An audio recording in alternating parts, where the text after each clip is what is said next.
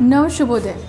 कक्षा 8वीं के दूसरी इकाई के पहले अध्याय इंसान, इसके बारे में आज इस वीडियो के माध्यम से हम अध्ययन करने वाले। इस कविता के कवि हैं रमानाथ अवस्थी जी। तो साथियों, देखते हैं रमानाथ अवस्थी जी इस नवगीत के माध्यम से हमें क्या बताना चाहते हैं। मैंने तोड़ा फूल, किसी ने कहा फूल की तरह जियो और मरो इंसान। भूल कर वसुधा का श्रृंगार, सेज पर सोया जब संसार।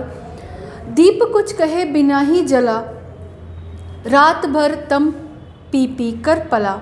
दीप को देख भर गए नयन, उसी क्षण बुझा दिया जब दीप। किसी ने कहा दीप की तरह जलो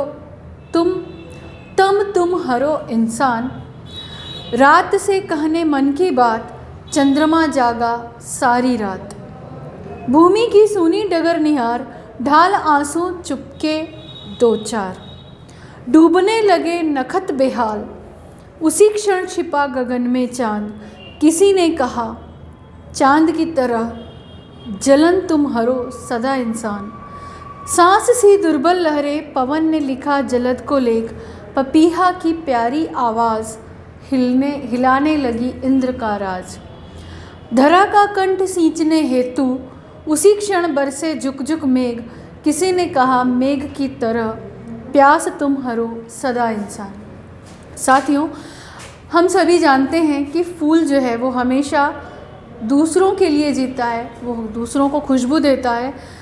चाहे उसका कोई भी उपयोग हो, फूल खुद के लिए नहीं दूसरों के लिए जीता है।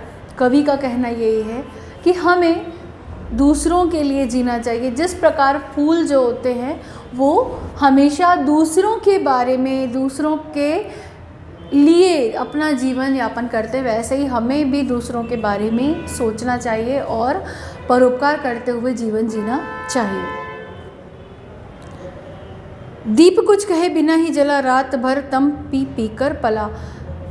बच्चों, जब हम दीप की बात करते हैं, दीप यानी दिया, आज उसका स्थान लाइट जो होती हैं, लाइट्स ने ले रखा है। तो ये लाइट जो होती है वो क्या करती हैं? अंधेरे को दूर भगाती हैं। किसके लिए?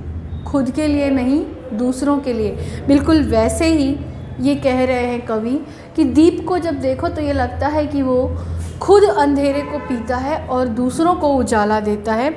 उसी तरह तुम्हें भी ऐसा करना चाहिए, तुम्हें भी दूसरों के लिए जीना चाहिए। तुम हरो सदा इंसान। तम यानी अंधेरा, अंधेरे को तुम्हें दूर भगाना चाहिए।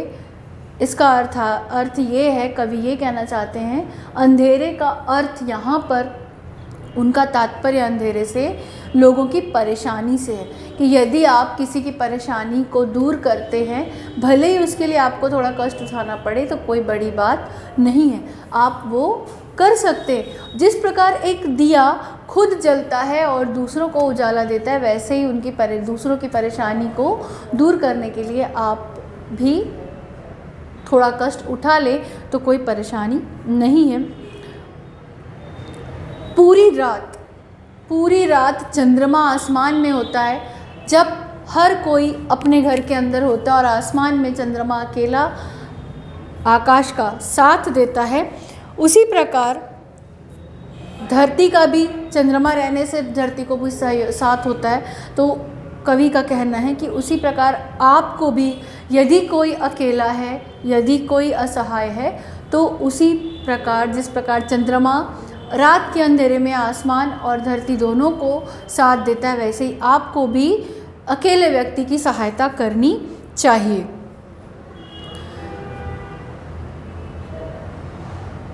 डूबने लगे नखत बेहाल, उसी क्षण छिपा गगन में चांद। किसी ने कहा चांद की तरह जलन तुम हरो सदा इंसान। कवि यही कहना चाहते हैं कि जिस तरह चंद्रमा जो है वो शीतल रोशनी प्रदान करता है, उसकी जो रोशनी, जो चांदनी जो हमें मिलती है, उसमें जलन नहीं होती, उसमें शीतलता होती। भले ही वो रोशनी देता है, रात के अंधेरे में काफ़ी उजाला हमें उससे मिल जाता है, तो उसी प्रकार हमें भी, लोगों को यदि हम सहयोग कर रहे हैं तो हमें भी शीतलता के साथ, सहजता के साथ ये कार्य करना चाहिए।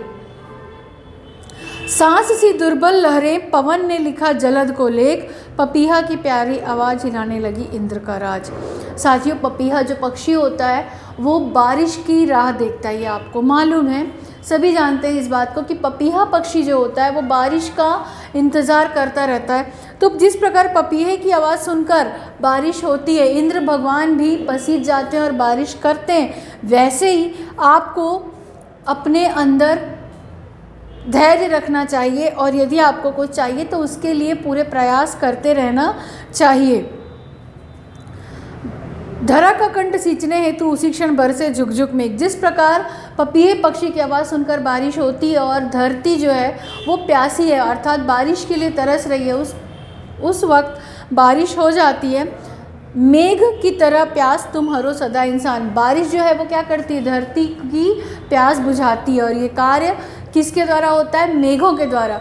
तो साथियों, कवि का यही कहना है कि बादल, मेघ यानी कि बादलों की तरह जैसे वो दूसरों की प्यास बुझाने के लिए बरसते हैं, अर्थात खुद कष्ट उठाते हैं और दूसरों की सहायता करते हैं, अर्थात धरती की सहायता करते हैं, प्यासे पपीहे की प्यास बुझाते हैं, उस प्रकार हमें भी थोड़ा कष्ट सह लेना चाहिए यदि हमें दूसरों की सहायता करनी है तो। और इंसान यदि हैं तो इंसानियत भी होना चाहिए। साथियों, मानव के रूप में तो प्रकृति ने हमें पैदा किया ही है, लेकिन मानवता का होना ये हमारे ऊपर निर्भर करता है।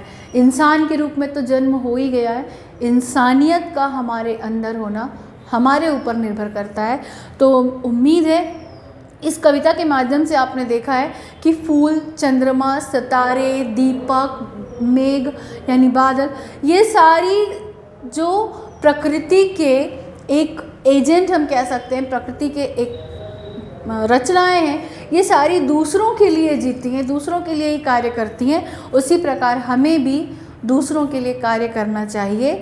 ऐसा कवि का हम लोगों को, सभी लोगों को, जो भी इस पाठ को, इस कविता को पढ़ रहा है, उसके लिए ये एक मैसेज है, ये सूचना है कि हमें दूसरों के लिए जीना चाहिए। सो आई होप आप लोगों को ये कविता समझ में आ गई और आप अपने अंदर इंसान होने का परिचय जीवित रखेंगे। So have a nice day.